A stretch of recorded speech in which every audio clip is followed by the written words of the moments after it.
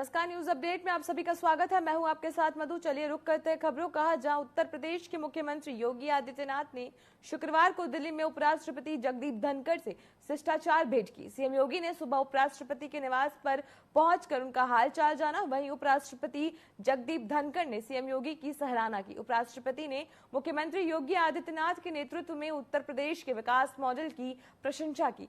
CM Yogi Adityanath ने अपने social media account x पर मुलाकात की फोटो पोस्ट करते हुए जानकारी दी।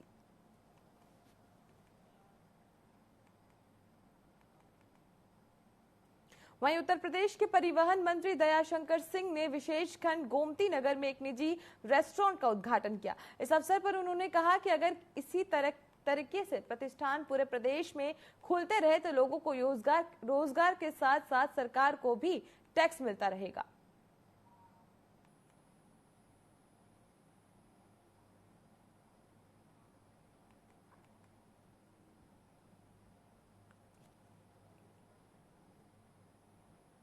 आज उद्घाटन हुआ है तो मैं बधाई देता हूं इसके संस्थापक को, व्यवस्थापक को और लखनऊ वासियों को।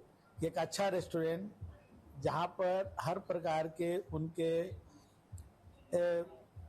स्वादिष्ट भोजन का यहां पर उनके पास मेनू है और कुछ अलग प्रकार का है। ऐसे तो यहां बहुत लखनऊ में रेस्टोरेंट है, लेकिन ये रेस्टोरेंट में कुछ ऐसी चीजें हैं जो लखनऊ में पहली बार देखने को मिल रही है, जहाँ पर परिवार के साथ एक साथ बैठ करके भोजन करने का एक अलग तरीका यहाँ पर है, वो भी देखने को मिला।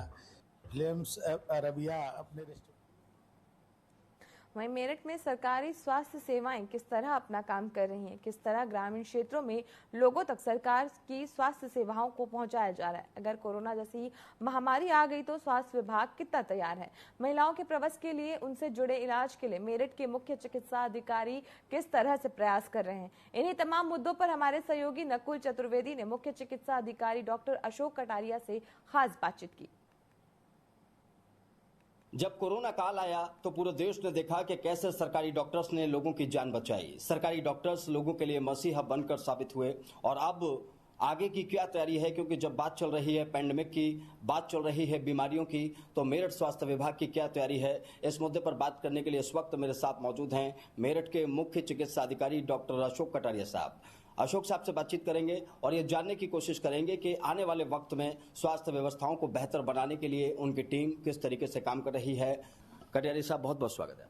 जी नमस्कार। सबसे पहला सवाल सर, अगर हम प्राथमिक सेवाओं की बात करें, स्वास्थ्य सुविधाओं की बात करें, तो काफी स्तर पर सरकार कोशिशें कर रही है कि बेहतर सुविधाएं लोगों को मिल पाएं। अब अगर बात की जाए आपके हिसाब से, जब से आपने चार्ज संभाला मेरठ का, क्या कमियां नजर आ रही हैं, किन चीजों को बेहतर करना है और क्या तैयारियां कर रहे हैं?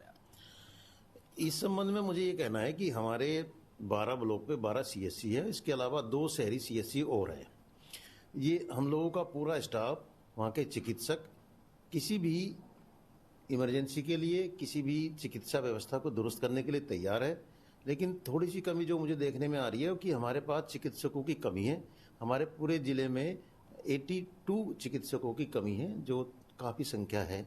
यदि हमें मिल जाती है या इनमें से कुछ मिल जाते हैं तो हमारी स्वास्थ्य सुविधाएं और बेहतर हो सकती है। सर, ये बड़ा मुद्दा है, क्योंकि जब हम चिकित्सा की बात कर रहे हैं, सरकारी व्यवस्थाओं को ठीक करने की बात कर रहे हैं, तो हमारे पास चिकित्सक नहीं होंगे तो कैसे काम चलेगा। अब ऐसी परिस्थिति में कैसे मैनेज हो पा रहा है ये सब कुछ? इस समय हम लोगों के पास में चिकित्सक जितने भी हैं उनके ऊपर थोड़ा सा वर्कलोड, एक्स्ट्रा लोड डला हुआ है। काम तो करना ही है, संभालना ही है। पब्लिक की जो भी समस्याएं है, जो भी बीमारियां हैं, उनसे निजात दिलाना हमारी प्राथमिक उद्देश्य है। तो भले ही हमारे चिकित्सकों, स्टाफ को एक्स्ट्रा कुछ काम करना पड़े तो हम लोग करेंगे, संभालेंगे। आखिरी सवाल आपसे, डॉक्टर अशोक कटारिया मेरठ आए हैं, मेरठ की स्वास्थ्य व्यवस्थाओं को देख रहे हैं, क्या सपना देखा है अब यहाँ के लिए, यहाँ की व्यवस्थाओं को बेहतर करने के लिए क्या प्लान कर रहे हैं? मेरा सपना क्या, मेरी प्राथमिकता ये है कि एक तो जो भी मरीज है उनका काम बहुत आसानी से हर अस्पताल में हो जाए, उनको स्वास्थ्य सुविधा बेहतर मिल जाए, किसी की कोई कंप्लेंट ना हो, किसी से कोई उस तरह की बातें ना हो, पारदर्शिता बरती जाए सब जगह। बहुत शुक्रिया। तो ये थे मेरे साथ मेरठ के मुख्य चिकित्सा अधिकारी डॉक्टर अशोक कटारिया साहब, जिनसे तमाम मुद्दों पर बात हुई है। मेरठ से मैं नकुल चतुर्वेदी, टीवी 24। रुक करते इस वक्त की बड़ी खबर का, जो कि उत्तर प्रदेश से मिली। उत्तर प्रदेश के से बड़ी खबर आपको बता रहे हैं, जहां आज से शुरू होगी यूपी पुलिस आरक्षी भर्ती की परीक्षा। बड़ी खबर बता रहे हैं आपको, जहां 60,244 पदों पर की जा रही लिखित परीक्षा का आयोजन। ई-केवाईसी और बायोमेट्रिक्स सत्यापन के बाद होगा प्रवेश। तो बड़ी खबर आपको बता रहे हैं, जहां पुलिस भर्ती की परीक्षा का आयोजन किया जा रहा है। 68 जिलों में 1174 केंद्रों पर लिखित परीक्षा का आयोजन किया जाएगा। एसटीएफ, पुलिस, क्राइम ब्रांच समेत तमाम एजेंसियां सक्रिय रहेंगी। रेलवे ने अभ्यर्थियों के लिए लगाए गए अतिरिक्त बोगियां।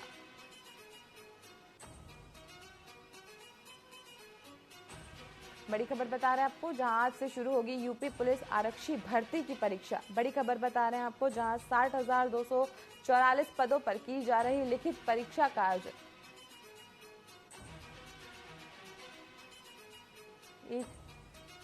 ई-केवाईसी और बायोमेट्रिक सत्यापन के बाद प्रवेश किया जाएगा। चले इस खबर पर अधिक जानकारी के लिए जुड़ते हैं हमारे ब्यूरो चीफ आदित्य सैनी से। जी आदित्य जी, यूपी में पुलिस अभ्यर्थी की परीक्षा का फिर से आयोजन किया जा रहा है। अब की बार एसटीएफ, पुलिस, क्राइम ब्रांच समेत तमाम एजेंसियां सक्रिय रहेंगी। इसको लेकर क्या कुछ पूरी अपडेट है? जी बिल्कुल, आपको बता दूं कि जिस तरीके से पिछले पहले भी पुलिस आरक्षी, यूपी पुलिस आरक्षी जो भर्ती हुई थी, उस पर पेपर लीक के मामले सामने आए थे। उसको लेकर के कहीं ना कहीं देखा जाए तो उत्तर प्रदेश सरकार तमाम तरीकों की तैयारियों को लेकर के आज से इस यूपी पुलिस आरक्षी जो परीक्षा है आज से शुरू हो गई है। ये परीक्षा की अगर बात कर ले तो 23, 24, 25 और 30 और 31 अगस्त को होनी है और ये 2 शिफ्ट में ये परीक्षा होनी है। और आपको बता दूं कि जो आज ये परीक्षा है इसमें तमाम तरीके की तैयारी की गई है। उत्तर प्रदेश पुलिस सहित तमाम एजेंसियां जैसे एसटीएफ, एटीएस जैसी जो एजेंसियां हैं वो भी सक्रिय हैं। तमाम तरीके की व्यवस्थाएं की गई हैं, सुरक्षा व्यवस्था पूरी तरीके से की गई है। कह सकते हैं कि सुरक्षा की अगर बात कर लें तो तमाम तरीके की व्यवस्थाएं, जैसे ड्रोन से भी इस चीज को निगरानी में रखा जा रहा है। और बात कर लें तो ई-केवाईसी और बायोमेट्रिक होने के बाद ही अभ्यर्थी को अंदर जाने की अनुमति है। और आपको बता दूं कि जिस तरीके से ये परीक्षा हो रही है इसमें तमाम तरीके की तैयारियां, जैसे कि बात कर लें तो लगभग 67 जिलों में इस परीक्षा को रखा गया है और करीब 9.5 लाख अभ्यर्थी लिखित परीक्षा देंगे। और आपको ये भी बता दूं कि जिस तरीके से पिछली बार पेपर लीक हुआ था उसको लेकर के जो कि एसटीएफ है, एटीएस है, उत्तर प्रदेश पुलिस है, ये तमाम तरीके की जो सुरक्षा व्यवस्था वो की गई है उत्तर प्रदेश में जो आरक्षी, यूपी पुलिस आरक्षी भर्ती हो रही है और जो लिखित परीक्षा हो रही है। और आपको ये भी बता दूं कि केंद्र सरकार यानी रेलवे में तीन ट्रेनें अतिरिक्त चलाई गई, एक्स्ट्रा ट्रेनें चलाई गई हैं, जिससे अभ्यर्थियों को आने जाने में किसी प्रकार की कोई परेशानी न हो। और आपको ये भी बता दूं, जो परिवहन विभाग है उन्होंने भी कई बसों में अभ्यर्थियों के आने जाने की व्यवस्था की है, जिससे किसी प्रकार की किसी भी अभ्यर्थी को कोई परेशानी न हो। और आपको ये भी बता दूं कि जो परीक्षा है उसमें जहां जहां परीक्षा केंद्र है वहां पर ड्रोन से भी निगरानी रखी जा रही है, ड्रोन से भी तमाम तरीके की निगरानी की जा रही है। और आपको बता दूं ये जो आज पहली परीक्षा है ये 2 पालियों में परीक्षा होनी है। आपको बता दूं कि लगभग 11 बजे से 2 बजे का समय होगा, उसके बाद लगभग 3 बजे का समय रखा गया है। और आपको बता दूं कि ये जो परीक्षा है इसको काफी अहम तरीके से इसकी पूरी निगरानी और ई-केवाईसी, बायोमेट्रिक के साथ साथ ही आगे अंदर अनुमति दी गई है एंट्री की। और साथ ही साथ आपको बता दूं कि जो परीक्षा है इसमें उत्तर प्रदेश सरकार पूरी तरीके से तैयार है कि किसी प्रकार की कोई चूक ना हो। जी आदित्य जी, देखने वाली बात होगी कि परीक्षा पेपर लीक के बाद अब सरकार पूरी तरीके से एक्टिव मोड पर, अब कोई भी लापरवाही की गुंजाइश नहीं बरती जाएगी। तमाम जानकारियों के लिए आपका बहुत बहुत धन्यवाद। तो बड़ी खबर आपको बताया था, जहां पर पुलिस अभ्यर्थी की परीक्षा का फिर से आयोजन किया जा रहा है। 77 जिलों में 144 केंद्रों पर परीक्षा का आयोजन किया जाएगा। अब एसटीएफ, पुलिस, क्राइम ब्रांच समेत तमाम एजेंसियां सक्रिय हो गई हैं। बता दें, रेलवे ने 3 एक्स्ट्रा ट्रेनों चलाने का बात कही है। चलिए, तो बड़ी खबर आपको बताते हैं, जहां आज से यूपी में पुलिस आरक्षी भर्ती की परीक्षा शुरू हो जाएगी। बढ़ते हैं खबरों की ओर, जहां एटा में कोलकाता कांड को लेकर पीड़िता को न्याय दिलाने के लिए भारतीय हलधर किसान यूनिट ने सड़कों पर उतरकर पैदल मार्च निकाला कर विरोध प्रदर्शन किया और महामहिम राष्ट्रपति के नाम जिलाधिकारी को ज्ञापन सौंपा है। वहीं उन्होंने कहा कि पश्चिम बंगाल में ममता बनर्जी की सरकार को हटाकर राष्ट्रपति शासन लागू किया जाए। अगर ऐसा नहीं किया जाएगा तो भारतीय हलधर किसान यूनिट देशव्यापी आंदोलन करने को बाध्य होगा।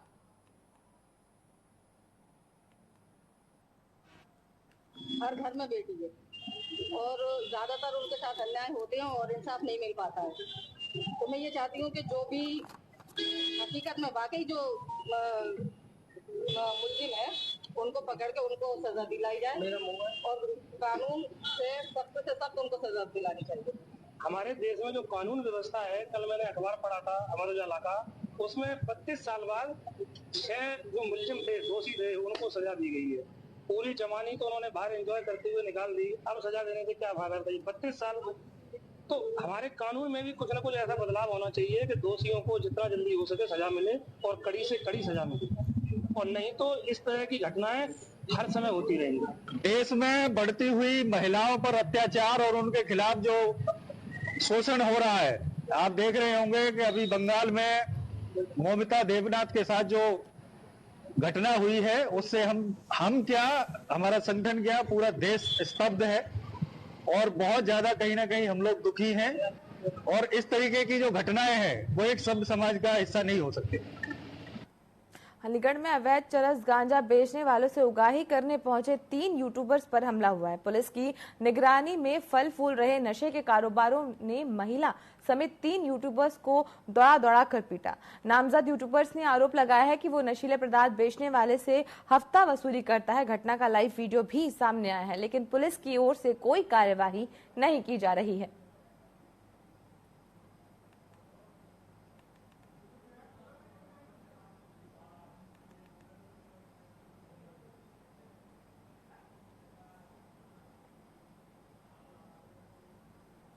बात करते हैं अयोध्या के, जहां पर 12 साल की लड़की से गैंग रेप के आरोपी सपा नेता मोहित खान का शॉपिंग कॉम्प्लेक्स गुरुवार को ढहा दिया गया। 3 जेसीबी और 1 पोकलैंड मशीन ने 5 घंटे में 2 मंजिला बिल्डिंग को जमींदोज कर दिया। अब मलबे को हटाया जा रहा है। करीब 3 करोड़ का कॉम्प्लेक्स 4000 स्क्वायर फुट में बना हुआ था। शासन का कहना है कि मार्केट अवैध तरीके से बनाई गई थी, जिसे ध्वस्त कर दिया गया है। मोहित अभी जेल में बंद है।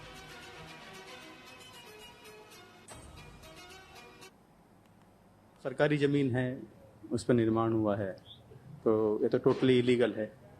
मोरवर तालाब की ज़मीन थी, तो श्रेणी 6 की ज़मीन है। और जैसे कि अयोध्या विकास प्राधिकरण है, उनके अधिकारी यहाँ पे हैं, और जो प्रोसीजर होती है उस पर अडोप्ट नहीं किया गया है। उसी के परिप्रेक्ष्य में जो अयोध्या विकास प्राधिकरण है ये एक्शन ले रहे हैं। ये अवैध निर्माण है और इसमें तालाब की ज़मीन और चक्रों की ज़मीन पर कब्जा किया गया है और बाकी जो बिल्डिंग बनाई गई उसका किसी प्रकार का नक्शा नहीं पास कराया गया है। उसी के तहत इनको कई बार नोटिस दी गई थी, लेकिन उन्होंने संबंध मानचित्र दाखिल नहीं किया। उसी के तहत ये दोषीकरण का आदेश पूर्व में ही पारित किया गया था, जिसको आज अमल में लाया जा रहा है। जो भी कार्रवाई है हम लोग कर रहे हैं, हम लोग यह सुरक्षा व्यवस्था के लिए है। जहाँ ये कार्रवाई चल रही है वहाँ हमने कुछ दूरी तक पब्लिक से इसको फ्री कर दिया है और पर्याप्त पुलिस बल मौजूद है। शांतिपूर्वक कार्रवाई चल रही है। वहीं जालौन में पहुंच नदी के पास पानी के तेज बहाव से सड़क में कटाई आ गई। हादसे की आशंका को देखते हुए इस रोड पर यातायात बंद कराया गया है। ऐसे में यहां से गुजरने वाले वाहनों को कई किलोमीटर चक्कर काट कर नदी गांव के रास्ते आना जाना करना पड़ रहा है। काफी समस्या का सामना करना पड़ रहा है। वहीं काफी समय बीत जाने के बाद भी इन दोनों रास्तों पर आवागमन बहाल नहीं कराया जा सका, जिससे लोगों को भारी परेशानी का सामना करना पड़ रहा है।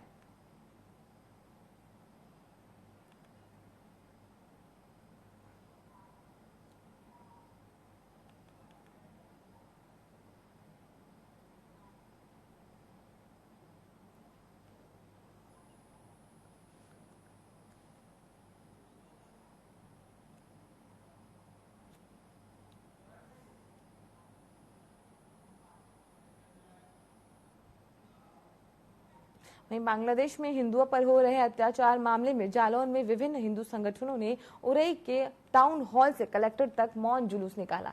साथ ही सिटी मजिस्ट्रेट को प्रधानमंत्री के नाम ज्ञापन सौंपकर बांग्लादेशी हिंदुओं को भारत लाकर शरणार्थी का दर्जा दिए जाने की मांग की। इस दौरान जुलूस में पूर्व डीजीपी सूर्य कुमार शुक्ला भी शामिल रहे।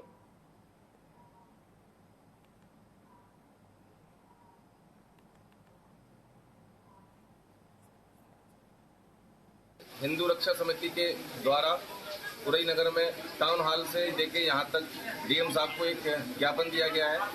जो आज बांग्लादेश में जो आज हिंदुओं के साथ, हिंदू भाई बहनों, माता बहनों के साथ जो बर्बरता जो किया जा रहा है, उसके खिलाफ में जो है आवेदन दिया गया और ये मौन रह के वहाँ से लेके यहाँ तक एक प्रदर्शन किया गया और हिंदुओं को एक करने के लिए आह्वान किया गया। जिस प्रकार से बांग्लादेश में हिंदू निर्दोष लोगों के ऊपर अत्याचार किया गया, आगजनी की गई, तमाम घरों में आग लगा दी गई, औरतों को घसीटकर उनके साथ बदतमीजी की गई, इस तरह का अत्याचार वहां हिंदुओं पे हुआ है। उसके विरोध में और इस बात की मांग करने के लिए कि सरकार जल्दी से जल्दी हस्तक्षेप करके वहां पर जब हमारे देश का बंटवारा इस आधार पर हो चुका मजहब के नाम पर, तो वहां हिंदुओं के लिए अलग एक एरिया बनाया जाए। रायबरेली के बछवाड़ा थाना क्षेत्र के भैरमपुर में एक मकान की छत पर खाना बनाने के दौरान भट्टी से पाइप निकलने पर सिलेंडर में आग लग गई, जिसमें एक महिला और एक पुरुष आग की चपेट में आ गए। वहीं सूचना पर घायलों को एम्बुलेंस से अस्पताल पहुंचाया गया। फिलहाल इलाज जारी है।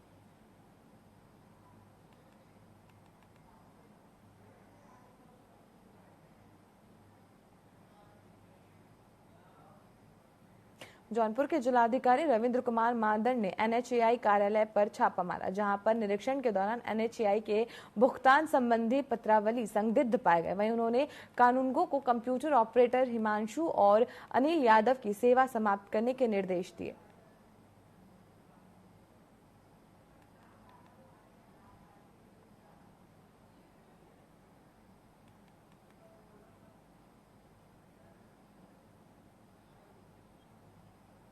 हमें कुछ यहाँ पे संदिग्ध जो ट्रांजैक्शन है, संदिग्ध पत्रावलियाँ मिली हैं जो कि तहसीलों से नियम के अंतर्गत नहीं आई थी, उसको यहीं पे इन्होंने क्रिएट किया है। तो प्रारंभिक रूप से हमें जो 3 कर्मचारी जिनका दोष दिखाई दे रहा है, बाकी अभी डिटेल में हम लोग 1-2 दिन में अपनी जांच कंप्लीट करेंगे, जिसमें एक संतोष तिवारी है, एक हिमांशु है और एक यहाँ पे क्लरिकल स्टाफ है अनिल, और एक यहाँ पे जो बेसिक शिक्षा विभाग के एक टीचर हैं राहुल सिंह उनका नाम है। तो वो भी मुख्य रूप से इसमें इनके साथ में संदिग्ध वार्ता में हम लोगों को मिले हैं, जो हमने चैट्स वगैरह देखी है, फाइल देखी है।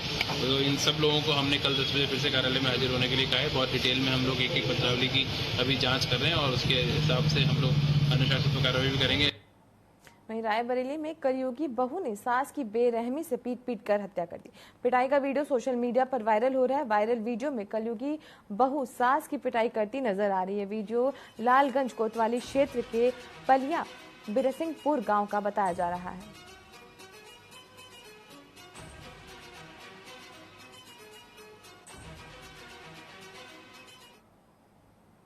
एटा में कलेक्टर पर कलेक्टेड कर्मचारी अपनी 22 सूत्री मांगों को लेकर एक दिन अवकाश लेकर धरने पर बैठे हैं, जहां संगठन के जिला अध्यक्ष और प्रांतीय कार्यकारी सदस्यों ने कहा कि नवीन पेंशन योजना एनपीएस का समाप्त करते हुए पुरानी पेंशन योजना बहाल की जाए और समान कार्य के लिए समान वेतन के सिद्धांत के आधार पर कलेक्टेड कर्मचारियों को भी सचिवालय के बराबर वेतन भत्ते दिए जाए। वहीं उन्होंने मुख्यमंत्री के नाम जिलाधिकारी को ज्ञापन सौंपा।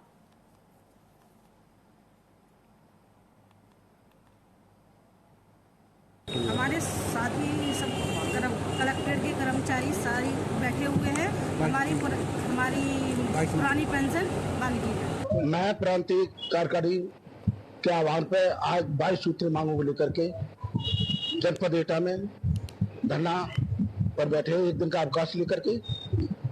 और हमारी मांगे हैं 22 मांगे हैं, जिसमें 10% नामजदगार पद के लिए है हमारी जो कर्मचारियों की, तथा और हमारे 2 पुरानी पेंशन है उसको बहाल किया जाए।